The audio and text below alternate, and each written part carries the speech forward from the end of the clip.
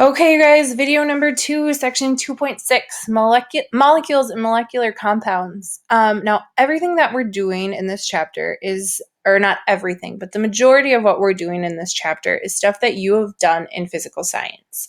And so as you're doing this, think about things that you remember and parts that you're going to need to do some more practice on. I'm going to try and give you a lot of practice today, and then we'll go over any questions you have on Friday. So the first thing I want to talk about is chemical formulas. So chemical formulas contain two things: symbols for the elements and then a number. And the number is a subscript, which means it's small and written below to the right of the symbol. It tells how many of that element we're going to use. So I want to give you a couple of examples with counting. This is really important for balancing equations, but also for writing equations, which is what we're going to do next.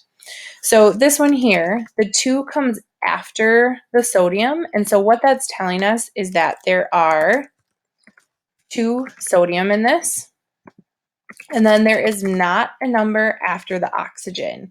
So when there's not a number, we're going to assume 1. So this is telling us that there is 1 oxygen in this compound. Okay. If we go down to the next, this one is a little bit more complex of a situation because it has parentheses. So we'll start with the Mg. There is no number after it. So again, we're going to assume that it means there's only 1 of them. Now the parentheses, the number after the parentheses needs to be given to each of the elements inside the parentheses. So since this 2 is out here, we're going to give it to the nitrogen and also to the oxygen. If it already has a number, we're going to multiply. So nitrogen doesn't have a number after it yet, so we just have 2 nitrogen. Oxygen does have a number after it already. It has a 3. So we're going to multiply the 3 that it already had times the 2 outside of the parentheses, and we're going to end up with 6 oxygen.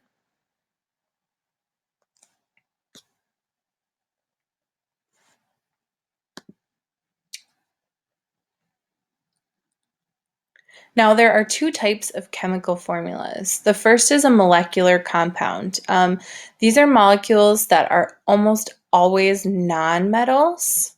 So we're going to find them on the right side of the periodic table. There's not as great a range because there's not as many nonmetals.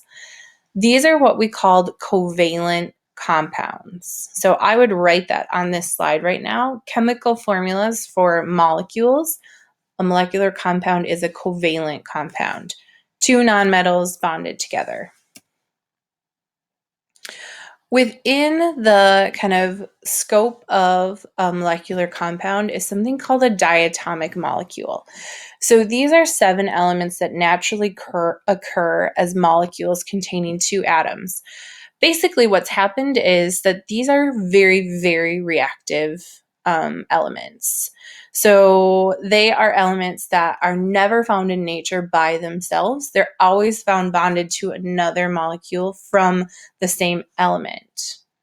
These are molecules that you will need to memorize. Okay, so this is a page that you want to star or highlight. These are ones that you're going to need to have memorized for the AP test, and probably in the next couple of chapters when we start writing equations.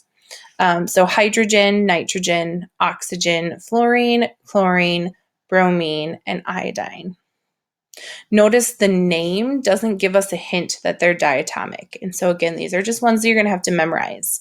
Fluorine, chlorine, bromine, and iodine are all halogens. So that's a kind of a good way to start thinking about it.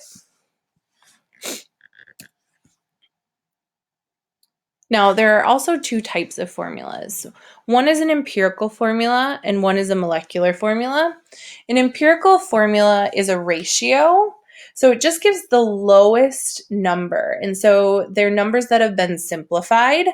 It's telling us not how many of each element we have, but how many there are in comparison.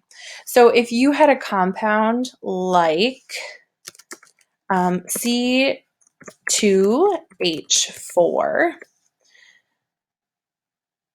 If we were going to write an empirical formula for that, it would be a comparison. So we would say for every 1 carbon, there's 2 hydrogens. So the empirical formula would be the CH2.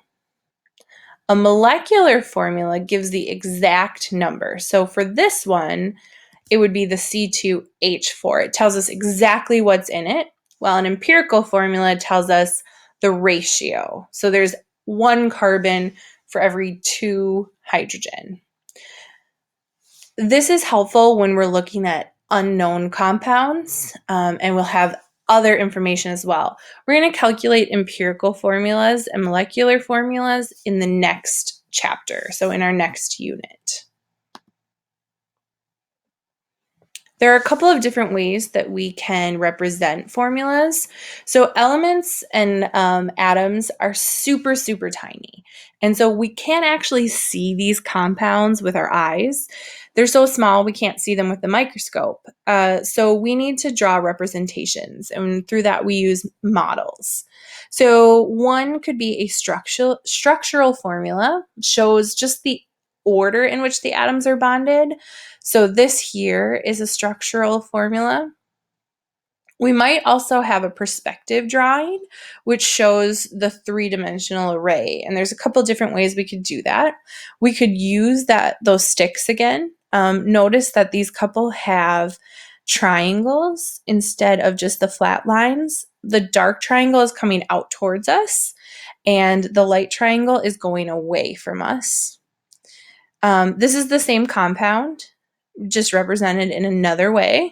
Okay, so again, we can see the parts that are going away from us and the parts that are coming towards us. And then finally, another perspective drawing as well that kind of shows a space-filling model instead of having the empty space with the balls. This is the ball and stick model.